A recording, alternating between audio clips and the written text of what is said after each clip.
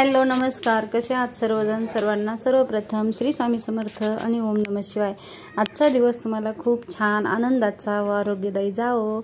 तर आज आहे गणेश चतुर्थी आणि हा जो गणेश चतुर्थीचा जो व्हिडिओ आहे ना तो तुम्हाला लेट आलेला आहे, 2 दिवसाच्या नंतर आलेला आहे। तर असो मी जॉबहून येते वेळेस छान असं गणपतीचं दर्शन झालं, होम हवनाचं सुद्धा दर्शन झालं आणि मस्त छान रांगोळी काढलेली होती त्याचं सुद्धा दर्शन झालं। मी दाखवते तुम्हाला ते पुढे चालून।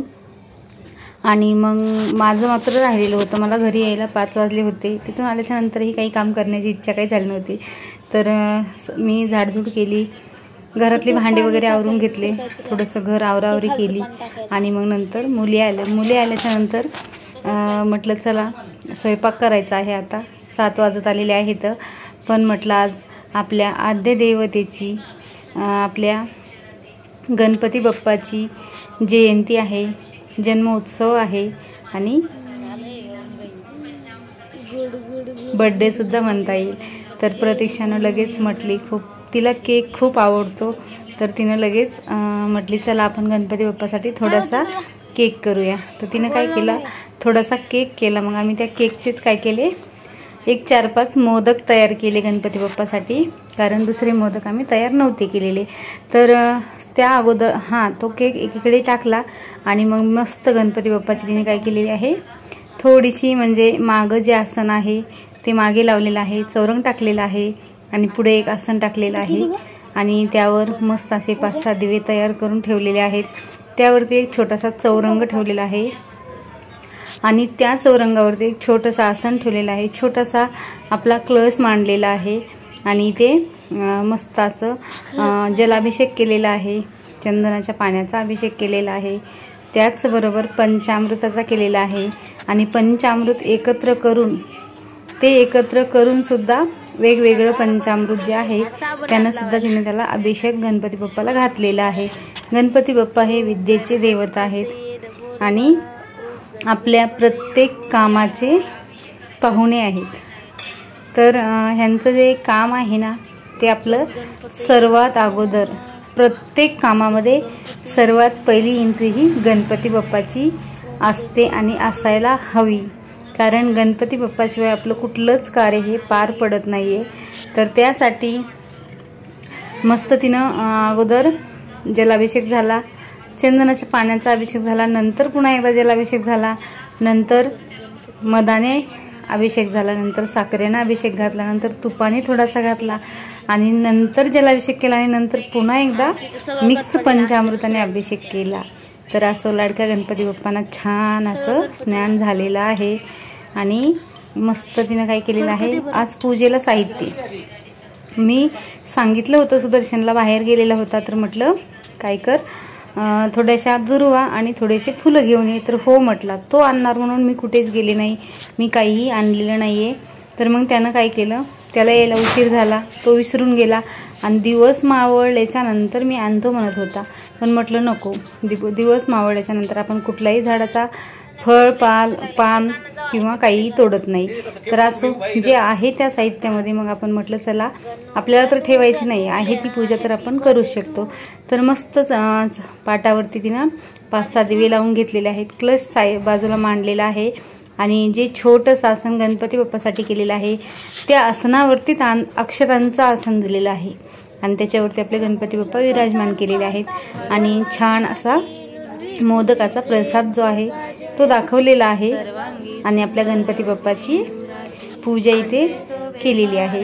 तर अभिषेक करते वेळेस सर्वांना गणपती फलश्रुती म्हणायची असते, तर आम्ही ती म्हटलेली नाहीये, आम्ही मात्र काय केलेलं आहे, ओम गणपतये नमो नमः, सिद्धिविनायक नमो नमः, गणपती बाप्पा मोरया, हाच मंत्र एक म्हटलेला आहे, ओम गणपतये नमो नमः।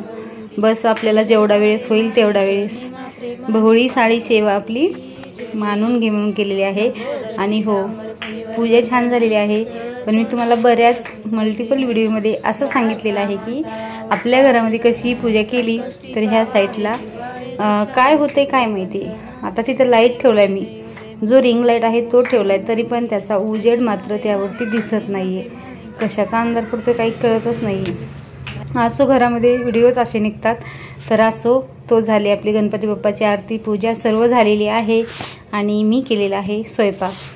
तर स्वयंपाकासाठी आमच्या इथं सोयाबीनची भाजी खात नाही येतं कोणी, तर म्हटलं चला आपण थोडीशी वेगळ्या पद्धतीने करूया। तर इथं काय केलेलं आहे, कांदा चिरून घेतलेला आहे, 1-2 शिमला चिरलेले आहेत आणि बस साहित्य जे आहे थोडीशी अद्रक खिसून घेतलेली आहे आणि थोडीशी वेगळ्या पद्धतीने करून बघते म्हटलं।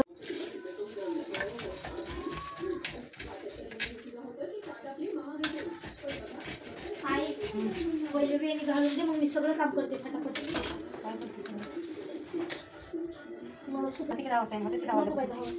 तर हा जो व्हिडिओ आहे तो सकाळचा आहे।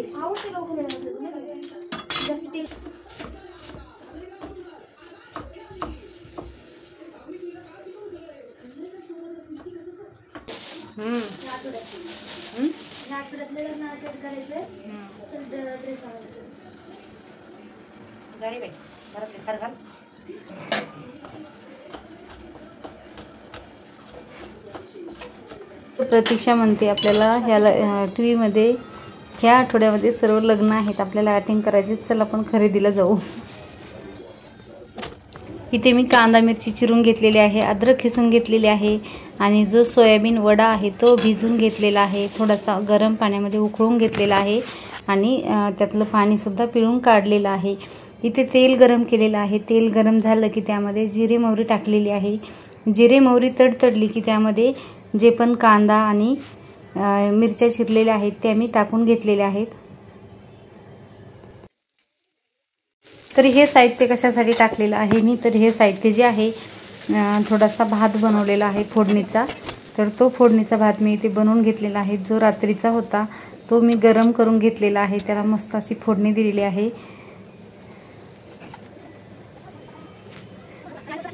कारण एकदम छान मस्त सुटसुटीत आणि चांगला झालेला होता भात, त्यासाठी सर्वांनी आवडीने खाल्लेला आहे आणि इथे फोडणी वगैरे देऊन झालेली आहे आणि भात सर्वजण आवडीने खातात, त्यामुळे रात्रीचा असो सकाळचा असो त्यामुळे कुठलाच प्रॉब्लेम येत नाहीये।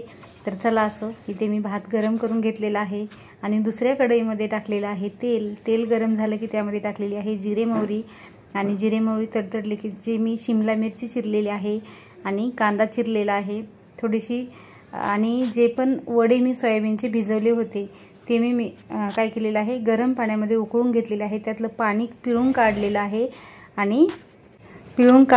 आणि मिक्सरला तो वडा जो आहे तो बारीक केलेला आहे।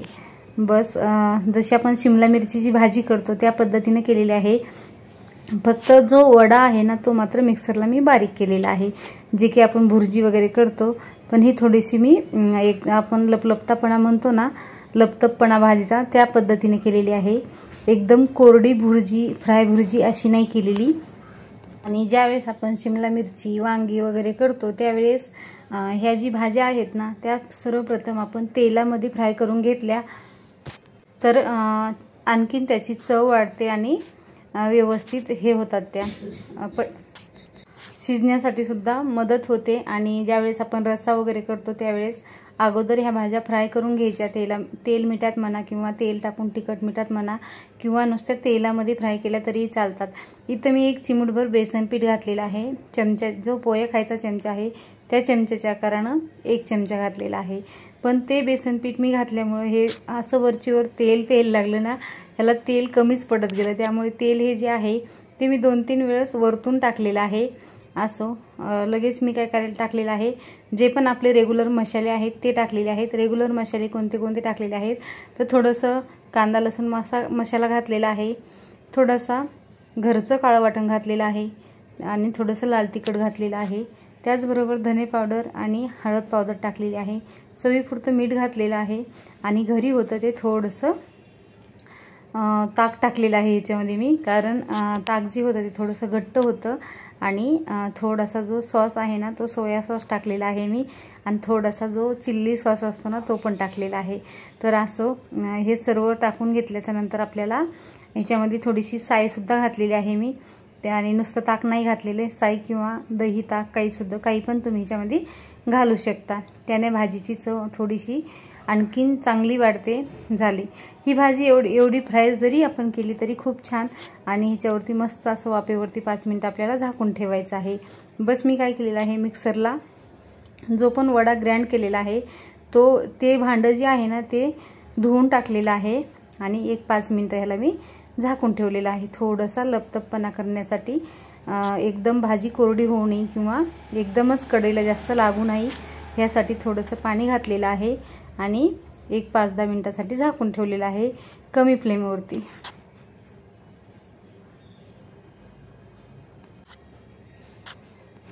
बस इथे 5-10 मिनिटं झाले की आपल्याला मस्त अशी आपली भाजी जी आहे ती तयार झालेली आहे। ह्याच्यामध्ये नंतर थोडासा वरतून मी शेंगदाण्याचा कूट घातलेला आहे, कारण मी विसरले होते, आणि शेंगदाण्याचा कूट घातल्याशिवाय मला भाजी कुठलीही भाजी असू द्या एवढी व्यवस्थित वाटत नाही, कारण ती सवय झालेली आहे प्रत्येक भाजीमध्ये शेंगदाण्याचा कूट घालायचा। तर असं थोडासा टाकलेला आहे, कारण नंतर टाकणं म्हणजे भाजी शिजत आल्यावर टाकणं बरोबर नाही वाटत मला, तर त्यासाठी मी एकदम थोडासा घातलेला आहे। आणि तो जो कूट आहे ना आपल्या प्रमाणानुसार घालायचा आहे, आपल्याला जसा आवडेल तसा। तर असं ही भाजी झालेली आहे आपली, मस्त छान अशी ही भाजी झालेली आहे। तर इथे लगेच मी मुलींना काय केलेलं आहे, डब्बा भरून दिलेला आहे। कढईला बेसन पीठ मी तेलामध्ये टाकलं होतं, त्यावेळेस थोडीशी भाजी जी आहे ती बुडाला लागली होती। तर असो व्हिडिओ जर तुम्हाला आवडला तर नक्की लाईक, शेअर आणि सबस्क्राईब करा।